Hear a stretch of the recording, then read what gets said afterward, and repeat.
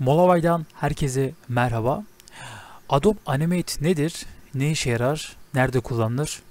İlk önce ondan başlayacağım. Adobe Animate, vektör animasyonları, reklamlar, multimedya içeriği, geniş kapsamlı deneyimler, uygulamalar, oyunlar ve daha fazlasını oluşturmamıza olanak tanır. Şimdi dilerseniz bir proje oluşturalım. Şimdi programı ilk açtığımız zaman karşımıza bizim şöyle bir ekran çıkıyor. Eğer ki sizin karşınıza böyle bir ekran çıkmadıysa isterseniz klavye üzerinden CTRL-N, dilerseniz file kısmından şöyle New'e tıklayabilirsiniz arkadaşlar. Tıkladıktan sonra karşımıza bizim şöyle bir ekran çıkıyor. Şimdi bu kısımdan projemizi oluşturacağız. Şimdi burada yükseklik ve genişlik seçeneği var. Program direkt bunu 1280'e 720 olarak kendisi ayarlamış.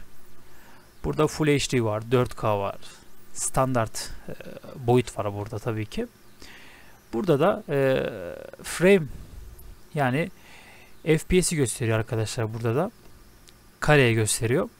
Bunu arttırabilirsiniz. Burada da Action Script 3.0, HTML5, Canvas, daha sonra işte masaüstü, Android, iOS hangisinde animasyon yapacaksanız onlardan birini seçebilirsiniz arkadaşlar. Biz direkt olarak şuradaki HD kısmını seçiyoruz. Buradan da Action Script'i 3.0 ya da HTML5'i seçerek başlıyorum. Şöyle gördüğünüz gibi ekranımız geldi arkadaşlar.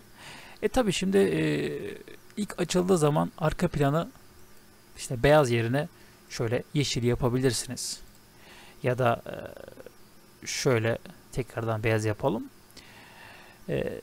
Projenizi oluşturduktan sonra mesela width ile height'ı tekrardan değiştirebilirsiniz bu kısımdan.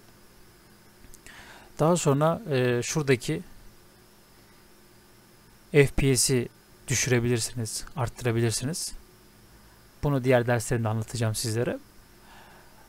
Onun dışında başka bir şey yok. Yani proje oluşturma bu kadar. Sonraki dersimizde görüşmek üzere. Hoşça kalın.